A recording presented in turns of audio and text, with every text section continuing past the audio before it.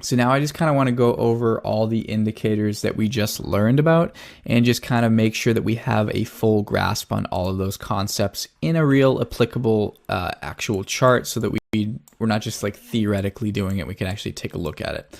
So in the case of Cardano right here, we're looking at two different types of candles. If you look over here, this is on a daily frequency, meaning that each candle is representing 1 day of full price movement.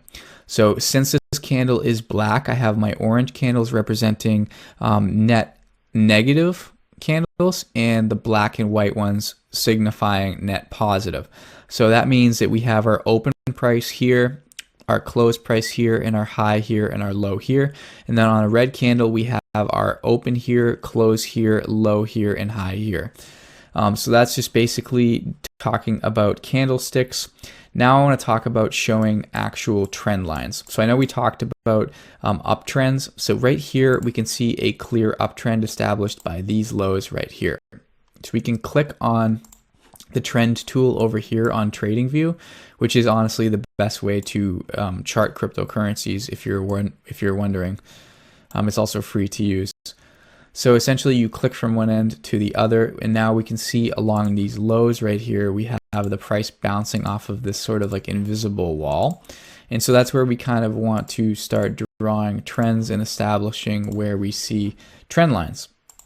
We'll get more into that in relation to supply and demand a little bit later in the course. But for right now, this is kind of what you want to look at to establish highs and lows of a trend and picture support and resistance. So we have support here because it's pushing up, it's holding the price up. And we have resistance along this top line right here because it's what's suppressing the price and pulling it back down. So you always have support and resistance on a trend. Support's holding up, resistance holding down. Let's see if we can find an example of a triangular breakout. So we see these highs right here going down into a descending pattern right here. And then we have these ascending lows right here. So as soon as Cardano hit this sort of focal point and the buying pressure seemed to outpass the selling pressure, we broke out of this trend, broke down a little bit, and then actually had a massive breakout. But this is an example of that triangular breakout pattern that we were talking about. Now, if we want to talk about the neckline breakout pattern, we can see right here we had a neckline resistance level sitting right about here on these points on the chart right here. So I'll circle them for us.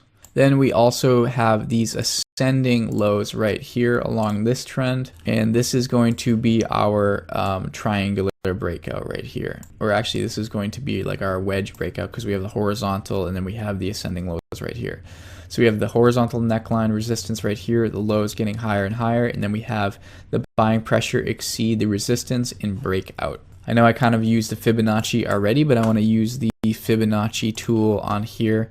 So basically, if we have the low of the trend right here and the high so far, we can see where the price levels are starting to react off of this Fibonacci. So like if I had to guess where this price would start to top out on, I can actually drag this up until I start to see price levels reacting with the Fibonacci. So like what I like to see is that and that. So if you look right here, we can see the price actions reacting with that level right there. And with this level right here, those are two ones that are hitting absolutely perfectly right now.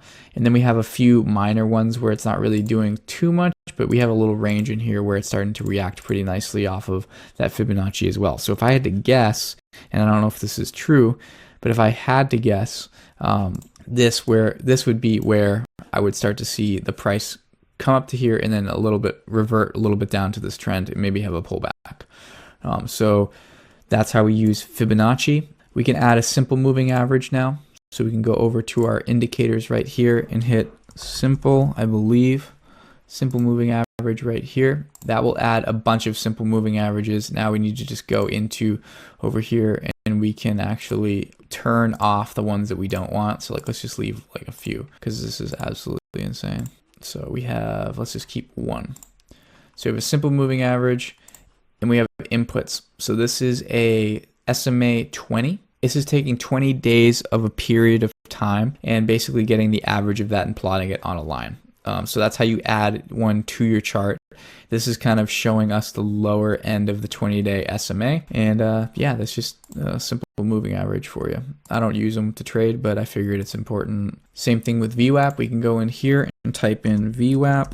Click that. It's pretty simple. VWAP should only show up on a smaller frequency. So yeah, you can see it doesn't show up on a daily, but then we go into a 15-minute frequency. We can start to see that evaluating on an intraday level. So that's kind of where that happens. As I just showed you right here, we just switch between chart frequencies. So like, let's, for example, let's spread this out a little bit so we can see better. So let's take this period of time from this spike. So we have 1, 2, 3, 4, 5, 6, 7, 8, 9, 10, 11, 12, 13, 14, 15, 16, 17, 18, 19, 20. Call it 20-ish candles inside this circle. Now, as soon as we switch to a daily frequency and we zoom all the way in, we can't even see that that's not even enough data to fit into one day. So now we go over to a 1 hour. Now we have 1, 2, 3, 4, 5 candles in here. This is the same circle. Then we go over to a 15-minute and we have more candles. And that's just showing you the difference between chart frequencies and how we kind of comprehend the same data, but just on different frequencies. So next we can add an RSI. So this is going to add an RSI down here. We have our 30 and 70 levels right here. So we can see Cardano at this point in the RSI was overbought, considered right here. We see overbought territory. We do have a little bit of a pullback. We also have an overbought area right here, followed by a nice little pullback. And then we have underbought right here. You can see right here. And then we actually did have a little bit of a lift off on Cardano when it was considered under bought or oversold. So that's kind of how an RSI works. I'm going to get rid of RSI. And then MACD, I always keep on my chart. So you can see right here, as we see the convergent and divergent lines intersecting, we have a major shift in price direction on Cardano. And I know we covered bid and ask on the fundamental side, but I want to talk about bid and ask now on an actual stock chart. So when we're seeing the price move, we're going to see a bid price and an ask price. And these levels are establishing where the buyers and sellers are. So like I said, if you want to buy, you have to buy on the ask and sell on the bid. And if you want to short, you have to short on the bid and cover on the ask. So you're always going to kind of be put behind. It's kind of a way to remember if you have an issue remembering these. If you're longing a stock, of course, you can't long at the bid and sell at the ask because you'd be basically instantly making money as soon as you can click the buttons. So in order for that to make sense, you'd have to be longing here to get out here because you're automatically going to be put at a loss even entering the market. So the next thing we're going to talk about is the most active times in the crypto market. So 4 p.m. UTC is the most active time to trade, which is 11 a.m. New York City time or Boston time. So if you're looking for the most volume or move in the crypto market, we're going to see that at 11 a.m. Eastern Standard Time. That is why I tend to try to take my trades at that time, but I'm constantly setting trades up in the crypto market. But this is the most active time if you're looking for the most volume. Next thing we're going to go over are different order types. And this is actually very important when we're actually getting into trades because it's dependent on liquidity in certain instances. So there's different types of ways to get into cryptocurrencies when you're taking trades. So the first way is a limit order, and limit orders will submit your order to only get filled at one specific price. So this is the type of order that you use when you say, I want to get in exactly at this price and I don't want to get filled at any other price.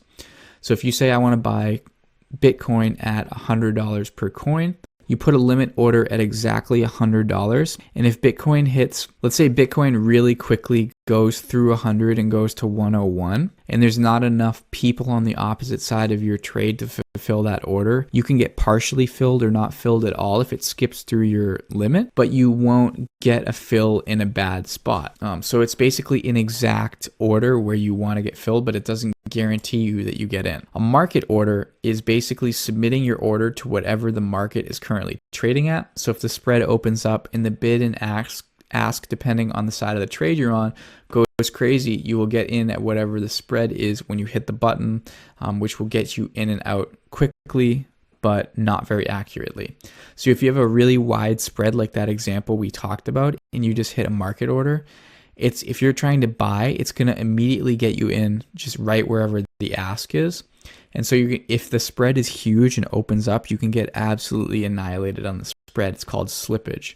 So market orders will get you in and out very quickly. And if the spread is tight, meaning that the liquidity is good and there's a lot of people on either side of the trade, market orders are usually no problem. So for Bitcoin, the liquidity is usually pretty good. Market orders are fine. Depending on what coin you're trading, market orders will only be applicable if the spread is tight enough and there's enough liquidity to fulfill that order. Next thing we're going to talk about are stops. So a stop order will submit your order to close out a position at market price as soon as desired level is hit. So basically, if you set a stop order, it's a market order at a certain price. So let's say you buy Bitcoin at 100, right? And you want to make sure that you get out of Bitcoin if it drops down to $99. As soon as the price drops down to $99, you're going to activate market order to get out of your position at whatever the market is willing to give you after that triggered price. Stop orders are meant to get you out completely at market at a desired price. A range order is a bracket order. So basically, it's a limit order that has pre-inserted stop losses and profit targets. So when you submit the order, your stop and profit target will populate simultaneously. So I can actually show you an example of doing this on TradingView right now. We'll just do it. I think there's no broker hooked up to this, so we'll just hook it up to paper just to do this example real quick. Okay, so now we have it hooked up. And we are going to, and let's say we want to buy Ethereum basically right now with a stop loss at 16 and a profit target at 1760. We can literally go into here and say, okay, I want to buy, we're on a limit order. So we click limit right here and we want to buy 10 coins, check right here, check right here. We want to have our take profit at 1760, like we said, and our stop loss at 16. We type in that. This is now a range order. So basically, as soon as I were to hit buy, boom, we have place the order right here, and then we have our stop loss down here. We can now move this range order, but it's automatically populated. But yeah, that's how you essentially use a range order. Market order is going to be the same thing, only you're basically getting in at market, and you can also have a range order added to your market order, but you're just going to get in at whatever price it currently is at. And then a stop order is obviously going to be the same exact thing, where it's a market order triggered at a certain price. So it's kind of like if you don't want to have your order get missed and you don't want the price to skip through your order, you can put a stop order. So it'll basically just market you in after a certain desired price.